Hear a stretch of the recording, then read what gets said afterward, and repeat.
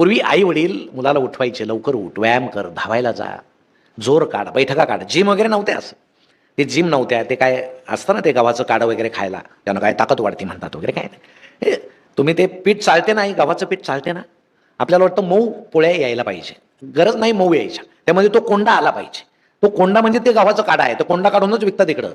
हे जे फिटनेस क्लबवाले आहेत ना, आई जो कोंडा फेकून देते तोच कोंडा गोळा करून यांना विकतात आणि हे ते 2000 डबा घेतात. त्याला काहीतरी वेगळंच नाव असतं बरं का, काही नाही, ते कोंडाच असतो.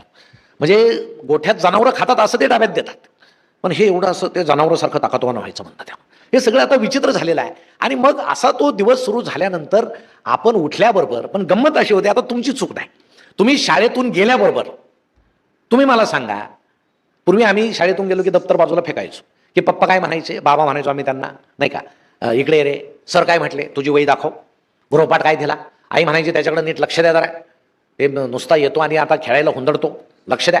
मग बाबांचा रुबाब, आई असा दरारा द्यायची की आम्ही आपले घाबरून असे अभ्यासाला बसायचो, आईचं लक्ष असायचं काय करतोय, वडील म्हणायचं अभ्यास झाला की मला दाखव. आता काय होतं, सगळ्यांच्या घरात असेल असं मी म्हणत नाही, पण गेल्याबरोबर एक तर पप्पा नसतात, ते कुठेतरी कामाला गेलेले असतात, आई असते, आईचं छान, आता तिला बिचारीला दुसरं वेळ कसा घालवायचा ती मोबाईल खेळत असते. मग गेलं की मुलगी म्हणते मी आले का, ठीक आहे, मग ते सुरू. मग कधी कधी मुलीला म्हणावं लागतं, आई माझ्याशी बोल, मी आले. काय आहे त्यामध्ये, माझ्यापेक्षा चांगली मुलगी आहे का त्यामध्ये, मी तुझ्या समोर उभी आहे, मला विचार, वर्गामध्ये काय झालं, शाळेमध्ये काय झालं, मी निबंध लिहिला का, माझी परीक्षा झाली, मला मार्क किती पडले, आज मी किती छान चित्र काढलं, हे बघ बघ, नाही पाहत आई त्यातले छान चित्र पाहते. मग पप्पा येतात तसंच, दादा येतात तसंच, ताई येतात, तुमच्याशी कोणी बोलत नाही. मग तुम्हाला वाटतं सगळ्यांना बोलता येत असून का बोलत नाही कोणी. मग 7च्या दरम्यान आई काय करते, त्याच्या आधी स्वयंपाक आटोपते, लगेच टीव्ही लावते.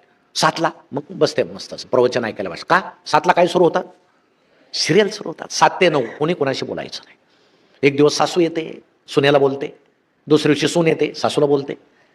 त्या स्त्रिया येतात, खोटं खोटं रडतात, डोळ्याला ग्लिसरीन लावून. आई खरं खरं रडते, त्यांना रडायचे पैसे मिळतात, ही फुकट रडते. मग तुम्हालाही वाटतं आपण तरी काय अभ्यास करायचा, आई शेजारी जाऊन बसू, काय चाललंय पाहू. मग आई पाहते, आपण शेजारी बसतो, मुलगा येतो शेजारी बसतो, सगळं कुटुंब टीव्ही पाहतं. बाबा येतात. आता पूर्वी तुम्हाला माहित आहे का, बाबा घरी आले की पूर्वीची आई आहे ना, असं डोळे मोठे करायची, कुठं होता इतकं, ते घाबरून जायचे बिचारे, अरे लवकर आलं पाहिजे, तुम्हाला कळणार नाही ते. पण आता आई काही विचारत नाही, ते येतात सोफ्यावर बसतात, त्यांच्याकडे कोणाच लक्ष नसतं. आईचं लक्ष एपिसोडमध्ये असतं, इथला हा चुकला तर काय, हे कुठे जाणार आहे आपले, 2 दिवस फिरतील पुन्हा इथं येतील. हे सिरियल मधले चुकले तर अवघड आहे. त्यात आज शनिवार आहे, आज चुकलं तर उद्या सुट्टी आहे, प्रॉब्लेम होईल. ते सोमवारीच पाहायला मिळतील कुठे आहे. मग 8ला लगेच आई सांगते चला स्वयंपाक तयार आहे, जेवायला आणा. मग आपण धावत जातो किचनमध्ये, स्वयंपाक समोर सगळ्यांना वाढलं जातं, बाबा असे बसतात, तुम्ही असे बसता, आई असे बसते, सगळ्यांना जेवायला वाढलं जातं. सिरियल पाहतात, कुणी कुणाशी बोलत नाही, टीव्हीतले पात्र बोलतात, तुम्ही त्यांच्याकडे पाहत राहतात. नेमकं 8:15ला ब्रेक होतो आणि अक्षय कुमार येतो. काय घेऊन येतो, ते हार्पिच, ते हार्पिच घेऊन येतो. काय असतं ते कशात ओतायचं, आणि मग ते सुरू होतं बरं का, ते टॉयलेटच्या भांड्यात ओतायचं, खसखसत व्हायचं, जेवताना पाहतात.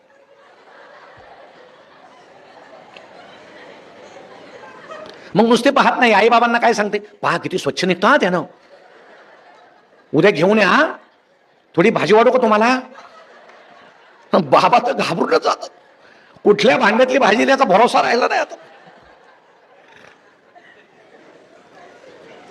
मग तुम्ही अशा वेळेस काय केलं पाहिजे, तुम्ही फक्त आईला विचारा, हे सगळं पाहून तुला काय मिळतं. ते म्हणेल माझा वेळ जातो. बरं ठीक आहे, मी तुझ्या शेजारी बसले, तू माझ्याशी बोलली का. बरं याच्यामध्ये तर नुसते भांडणच दिसत आहेत. एखादी सून आहे, 4-5 स्त्रिया तिला घेरतात, कटकारस्थान करतात, यात चांगलं काहीच नाही. मग हा टीव्ही जर बंद केला, तू बातम्या लाव, बातम्यात काय चाललंय मला पाहू दे. एखादा हिंदी चॅनल लाव. आता सुनीता विल्यम्स इतके दिवस अवकाशामध्ये होती, ती आता खाली आली, मला पाहू दे काय चाललंय तिचं. ती खाली आल्यानंतर तिची परिस्थिती काय, तिला या गुरुत्वाकर्षणाशी जुळून घेता येईल का, ती वर कशी जगली इतके दिवस, काय खाल्लं तिनं, वर गुरुत्वाकर्षण नसताना ती कशी जगली, मला एकदा पाहू दे. हे सगळे चॅनल्स लाव, मला पाहायचे. ही जिज्ञासा तुमच्यामध्ये पाहिजे. तुम्हाला सांगतो, तुम्ही जर असं म्हटलात तर पप्पांना आणि मम्मीला सुद्धा आनंद होईल की नाही आपण सिरियल बंद केली पाहिजे आणि यांना हे दाखवलं पाहिजे. पण असं होत नाही. आम्ही सगळे आता वाहवत त्याच्यामध्ये गेलेलो आहोत. तुम्हाला सांगतो, लहान मुलं मोबाईल खेळतात. आता एखादं लहान पोरगं झोपत नसलं, आई काय करते, गाणं लावून त्याच्या पोटावर टाकून देते, झोप. ते बिचारा ऐकतं अंगाई गीत, ते वेगळंच गाणं असतं काहीतरी, त्याला वाटतं हेच अंगाई गीत आहे. थोडंसं गोंधळ घालायला लागला की धर मोबाईल पैस, ते बसतं आपलं गेम खेळत बसतं काहीतरी. आता मोठे मुलं, तुम्ही आता मोठी झाला, तुम्हाला वाटतं हा आमचा हक्क आहे, कारण आम्ही आता मोठे झालो, मोबाईल वापरणं आमचा हक्क आहे. आमच्यासारख्याला वाटतं की सोयीसाठी वापरला पाहिजे म्हणून आम्ही वापरतो. आमचे म्हातारे आजोबा वगैरे वापरतात, आमच्या काळात नव्हता, जाता जाता तरी वापरू, ते वापरतात. सगळे मोबाईल वापरतात. मोबाईल वापरणं चूक नाही, मोबाईल चांगलाच आहे, पण त्याच्यामध्ये प्रलोभन आहेत.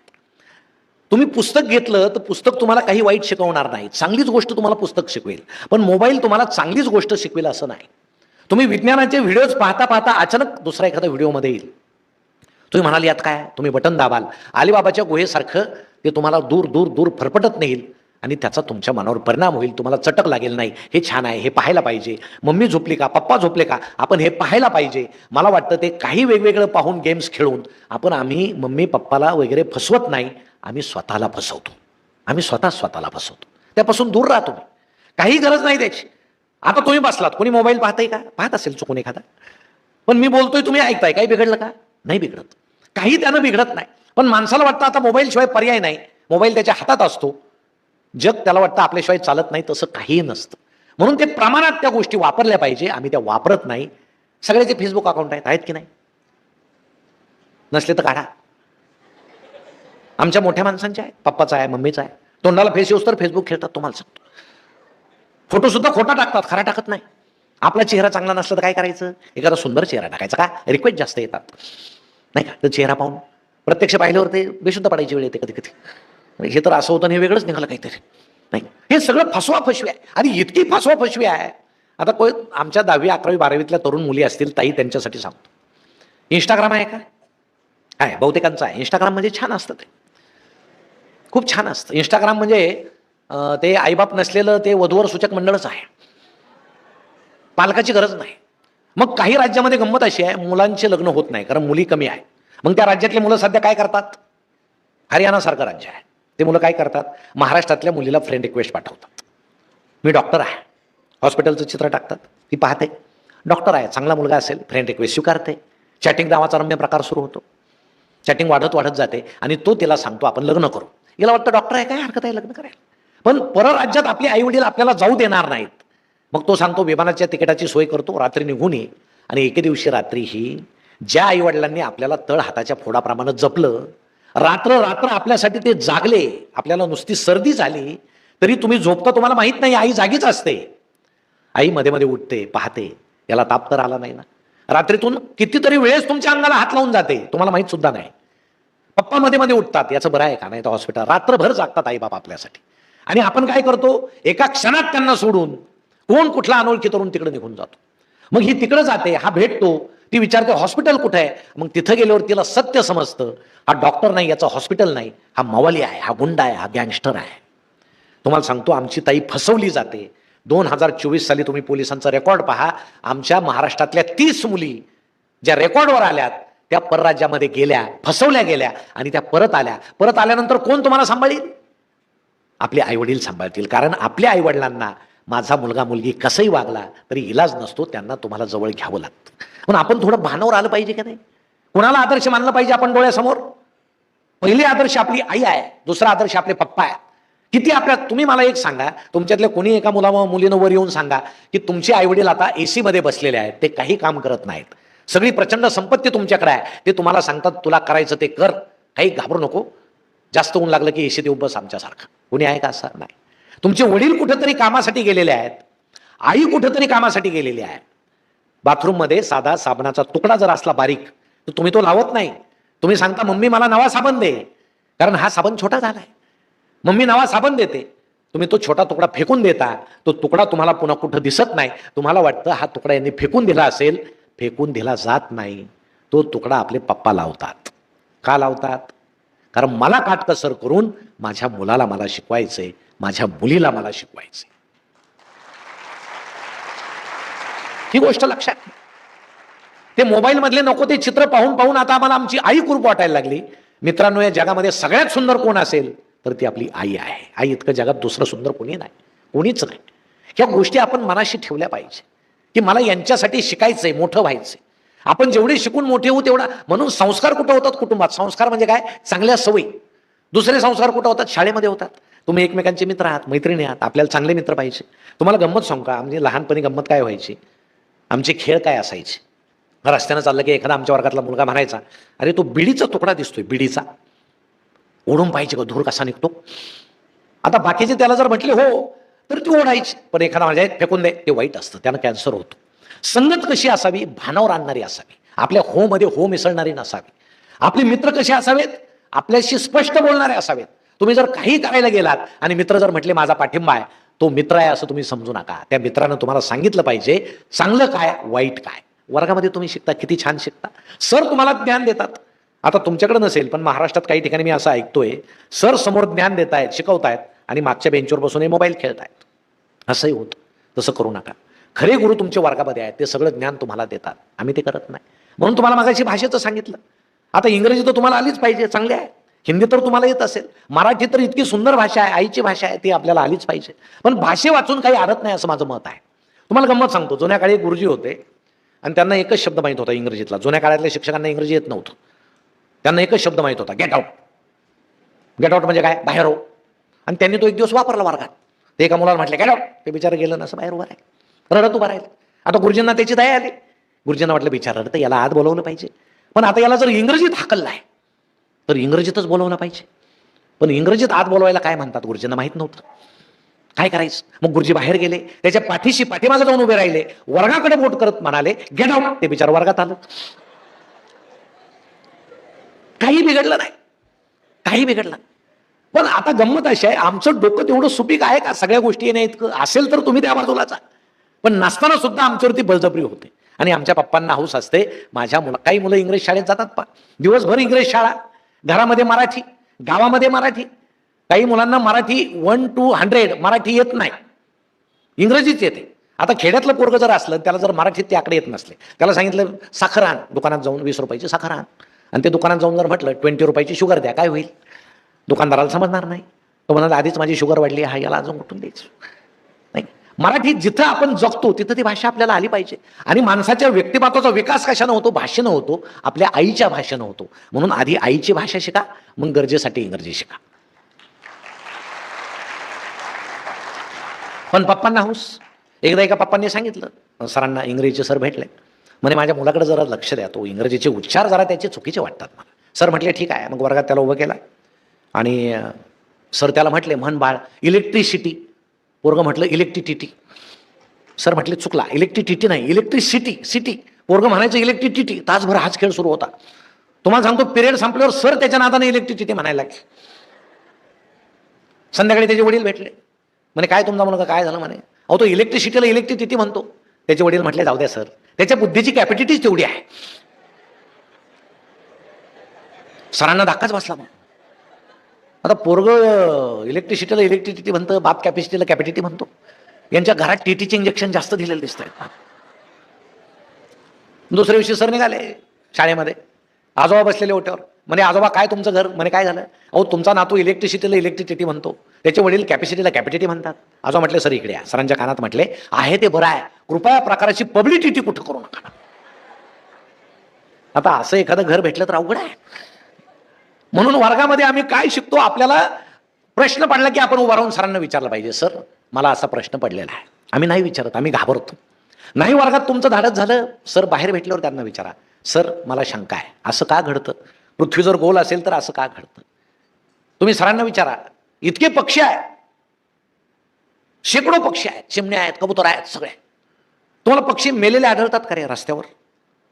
पक्षी कसा मरतो पक्षी. एक तर शिकारी त्याला मारतो किंवा तो तारेला चिपकतो.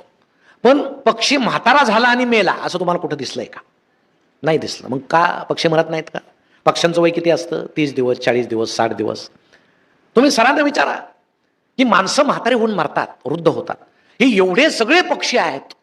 अहो हे म्हातारे होऊन मेलेले दिसले पाहिजे ना. रस्त्यावर पडलेत, झाडाखाली पडलेत, दिसत नाहीत. मग पक्षी मरतो की नाही, का मरतच नाही. एका शास्त्रज्ञाला हा प्रश्न पडला. मग तो एका झाडाखाली बसला, खुर्ची घेतली, वही घेतली, त्या झाडावर शेकडो पक्षी यायचे रोज. मग तो लक्ष द्यायचा, हे आता खाली पडेल, एखादा म्हातारा होईल. एकही पक्षी खाली पडताना त्याला दिसला नाही. मग त्या शास्त्रज्ञानं जो शोध लावला, त्या शोधाला अजून कोणीही आव्हान दिलेलं नाही, त्याच्या पलीकडे कोणी शोध लावलेला नाही. त्या शास्त्रज्ञानं असा शोध लावला की पक्षाला 6 सेन्स असतो, जसे आपल्याला पंचेंद्रिय आहे तसं पक्षाला एक 6वं इंद्रिय असतं जे दिसत नाही, आपल्याला सुद्धा आहे. कधी कधी आपल्याला पुढची होणारी गोष्ट कळते की नाही, की होणार आहे असं आपल्याला पुसटसं कळतं, होणार आहे, ते 6वं इंद्रिय आहे. तसं पक्षाचं ते स्ट्रॉंग असतं. पक्षाला ज्यावेळेस समजतं मी मरणार आहे, माझा मृत्यू जवळ आलाय, पक्षी आकाशामध्ये इतका उंच जातो, इतका उंच जातो, जिथं हवा पूर्ण विरळ होते, त्याचा श्वास घुसमटतो, तो पक्षी तिथं मरतो आणि त्याचं छोटंसं शरीर ज्याला आपण कलेवर म्हणतो ते जमिनीकडे येताना उष्णतेनं वाऱ्यानं त्याचं घर्षण होतं आणि ते वातावरणातच नाहीसं होतं. म्हणून म्हातारा झालेला पक्षी आपल्याला मेलेला आढळत नाही. हे त्या शास्त्रज्ञाला लावलेला शोध आहे आणि याला अजून कोणी आव्हान दिले. हे प्रश्न आमच्या मनात निर्माण झाले पाहिजे.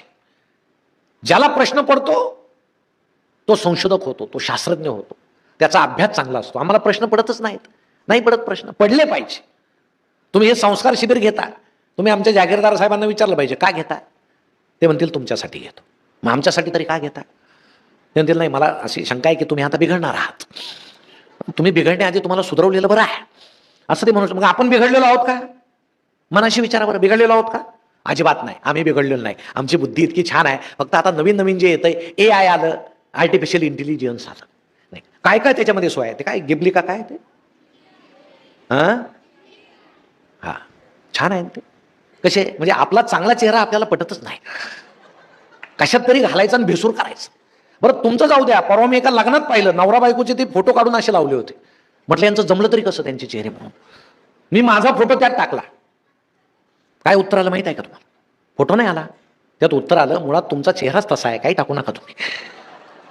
आता आमच्या काहींचे चेहरेच मुळात तसे आहेत, पण इतकं नवीन नवीन येतंय. आम्हाला निबंध लिहायचा, माझी आजी. अहो लिहा ना छान, माझी आजी कशी आहे. तुम्ही घरात पाहता ना तुमची आजी कशी आहे, लिहा. आम्ही नाही लिहित, आम्ही लगेच AIला सांगतो निबंध लिहून दे माझी आजी, लगेच AI निबंध लिहून देतं. आता ती AIची आजी झाली का तुमची झाली, पण ती तुमची म्हणून तुम्ही लिहिता. मग तुम्ही म्हणता अहो हे फार रागीट झाले, माझी आजी इतकी रागीट नाही, माझी आजी प्रेमळ आहे, जरा प्रेमळ निबंध लिहून द्या, लगेच प्रेमळ निबंध येतो. अहो माणसं रजेचा अर्ज सुद्धा आता स्वतः लिहित नाहीत सर, AI न लिहितात. ते सांगतात उद्या मला रजेवर जायचंय, मला रजेचा अर्ज द्या, AI लिहून देतं. अहो हे जर तुम्हाला सांगतो माणसाला शेपूट होतं, नाहीसं कसं झालं, कारण त्याचा काही वापरच नव्हता म्हणून नाहीसं झालं. तुम्ही जर तुमचा मेंदूच आता वापरला नाही तर हळूहळू पेशी नाहीशी होते. तुम्ही त्या भाजीवाल्याकडे जा, पूर्वी आमची आई जायची भाजीवाल्याला सांगायची 2 जोड्या मेथी, 2 जोड्या शेपू, अमुक तमुक, तो लगेच सांगायचा इतकं इतकं. हां मॅडम 140 रुपये झाले. आता भाजीवाला काय करतो, मोबाईल, 2 जोड्या त्या 10-10 रुपयाच्या, तो 10 अधिक 10 20 रुपये झाले. मग त्याची बेरीज करण्याची पेशी मेली, राहिलीच नाही. जे आम्ही वापरत नाही, जे वापरत नाही ते मरत जातं. म्हणून आता तुम्हाला सांगतो काही माणसं कुणी भाषण करते ना ते सुद्धा त्यांना समजत नाही, ते असे पाहतात. मी आता महाराष्ट्रभर जातो ना, विनोद झाल्यावर बाकीचे मुलं हसतात, हे नुसतं असं पाहतं. समजून घ्यायचं हे मोबाईलच्या आहारी गेलेलं आहे, त्याला काही समजत नाही, ते असं पेशी त्याच्या ठेसल्या गेलेल्या आहेत. सध्या 2च माणसं हसत नाहीत, एक मोबाईलच्या आहारी गेलेले आणि दुसरे कोरोनामध्ये रेमडेसिवीर घेतलेले. ज्याला 10-12 रेमडेसिवीर दिलेत ना त्याला अजूनच सुचत नाही काय चाललंय, पण ते नुसते जगतायत असे मस्तपैकी. नाही तर तुम्हाला कोणी जर बिघडलेलं भरत असेल तर तुम्ही सांगा आम्ही बिघडलेलो नाही. तुमच्या काळात आता तुम्हाला जर वडील म्हटले तुला काही कळतं का नाही, मी फाटकी चड्डी घालायचो, मग तुम्ही म्हणायचं मग माझी फाडता का, आता माझी चांगली आहे, तुम्हाला वाईट वाटतंय का. आता तुमच्या वडिलांनी तुम्हाला फाटकी दिली, यात काय फार अभिमानाची गोष्ट होती का. आता तुम्ही चांगले आहात, मला चांगली दिली. आता मी जर नाही चांगला राहिलो तर माझ्या पोराला फाटकी देईल, आणि फारच वाईट वागलो तर देणार सुद्धा नाही. हे तुम्ही म्हटलं पाहिजे. पण मग फाटकं घालायचं का, घालायचं का फाटकं, कुठेतरी सिनेमात पाहायचं. आता ते सिनेमात त्या नटनट्यांना कपडे देतात, निर्माते देतात, घाला, आणि दिल्याबरोबर काढून घेतात. आपण ते पाहतो, अरे ते फॅशन आहे. काही मुलं तुम्हाला सांगतो घालतात ते, म्हणजे शहरात घालतात ठीक आहे, खेड्यात घातले तर कुत्री मुंगतात कोणाला. मी मध्यंतरी गेलो होतो एका गॅदरिंगला पुण्यामध्ये, समोरून तरुण तरुणींचं टोळकं येताना दिसलं. तरुण होते, तुम्हाला सांगतो अक्षरशः बॉम्बस्फोटात उद्ध्वस्त झाल्यासारखे दिसत होते. कोणाच्या इथं फाटले, कोणाच्या इथं फाटले, कोणाच्या पॅन्टीत गोळ्या शिरल्यात, सगळे छिद्रच छिद्र. आणि आई सुद्धा सांगते तो मारला नाही का, तो मारला नाही का, तो पॅन्ट फाटलेला तो माझा आहे. काय कौतुक आहे, म्हणजे आता कौतुक कशाचं वाटावं. हा पूर्वी तुम्ही यांना विचारा, तो ही यायची बोहरीन, यायची बोहरीन, तिच्या डोक्यावर असे जर्मलचे हंडे वगैरे असायचे, बरण्या असायच्या काचेच्या गल्लीमध्ये, आणि ती मोठ्यानं ओरडायची फाटके कपडे द्या आणि बरणी घ्या. मग घरातली आमची आई फाटकी पॅन्टी धोतर वगैरे द्यायची, 2 बरण्या घ्यायची, नाही का. आता हे मुळात म्हणजे चांगली पॅन्ट 1000ला आहे, फाटलेली 2000ला आहे. मला समजत नाही, फाडून शिवतात की शिवून फाडतात. म्हणजे नका घालू, कशाला घालताय. आम्हाला केस किती छान दिलेत. आता तुम्हाला, आम्हाला नाही, आमचे गेले आता. आणि गेले पाहिजे. म्हणजे माझं तर मत कसं आहे की जुन्या माणसांचे केस का जातात. देव सांगतो आता नवीन मुलं जे ताने जन्माला घालायचे त्यांना जावळ पाहिजे, मग तुमचं काढून देतो वरून. असं ते कारंजासारखं असतं. असं देव स्वतःचं काही वापरत नाही, तुमचंच घेतो तुम्हालाच देतो, खराब वगैरे असं नाही का. अशी गंमत असते नाही. आणि मग आमचे गेले, आता तुम्हाला किती छान केस आहेत, तुम्ही किती सुंदर दिसता, असं कट मारायचं वगैरे छान. पण तुम्ही काहींचं कटिंग पहा, असं अर्ध इकडून अर्ध. मी तर एकाला विचारलं, ते तू अर्धीच कटिंग केली, नाभीमध्येच पळून गेला का. तो नाही, ही पूर्ण कटिंग आहे काका. हो, हिला जास्त पैसे लागतात, साधी करायला 40 लागतात, हिला 80 लागतात. ते कोरीव काम करावं लागतं नाभ्याला. आणि त्याचं भूमिती खूप चांगला आहे, सरळ कोण, त्रिकोण, असे अष्टकोन वगैरे. कधी कधी चिमणीसारखं घरटं करतो तो असं. पण चिमणीला वाटतं घरट्यात जाऊन बसावं, अशी ती परिस्थिती. अहो, चांगलं दिसणारं पोरगं बेसूर दिसतं.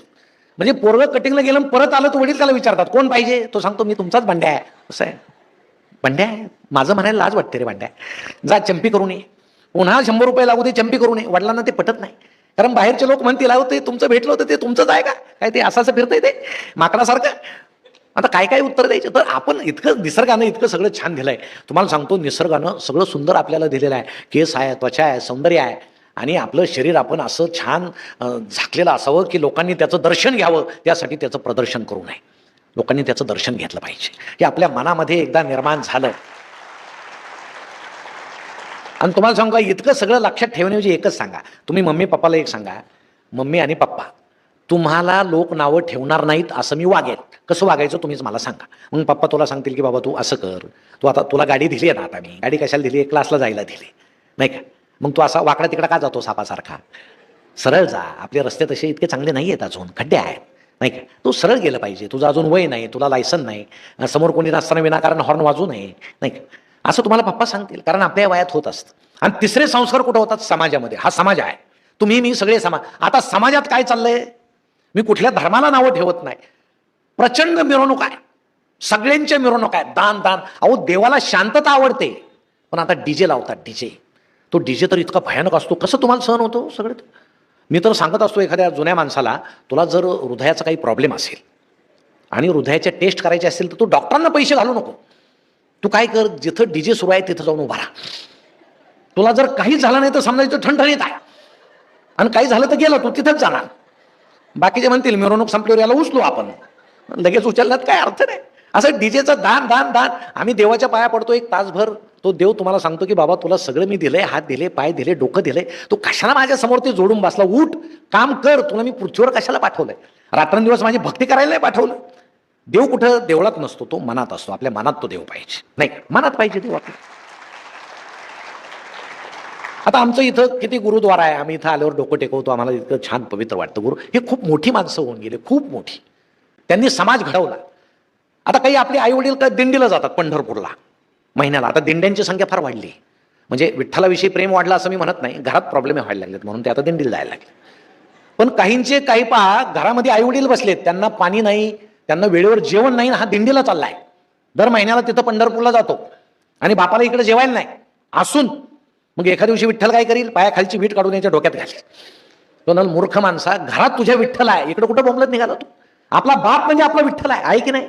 आपली आई म्हणजे रुक्मिणी आहे. आपले आई वडील म्हणजे आपले देव आहे. त्यांना आधी पूजा, त्यांना सुख द्या, तर दुसऱ्या देवाकडे जा. पण आता समाजामध्ये हे सगळं इतकं चाललंय, दणदणाट चाललाय, म्हणजे प्रदूषण होतंय. समाज तुमच्यावर संस्कार करील का, अजिबात करणार नाही. वाईट माणसांच्या नादी लागू नका, वाईट मित्रांच्या नादी लागू नका. असे छान राहा, पुस्तकं वाचा. तुमच्या घरात पुस्तकं आहेत का. पाहुण्याचं समाधान करायचं बोला नाही. हो, येऊ का पाहायला, असतील असले तर उत्तम आहे, असू द्या. नसले तर पप्पांना सांगा. मोबाईल कितीचा आहे, 40,000चा. टीव्ही कितीचा आहे, 2 लाखाचा. घरात पुस्तक आहे का. गुरु गोविंद सिंगाचं पाहिजे, छत्रपती शिवाजी महाराज पाहिजे, आंबेडकर पाहिजे. पुस्तकं ठेवा ना घरामध्ये, वाचा. त्या गोष्टी वाचा, मजेशीर असतात. आम्ही नाही त्या गोष्टी वाचत.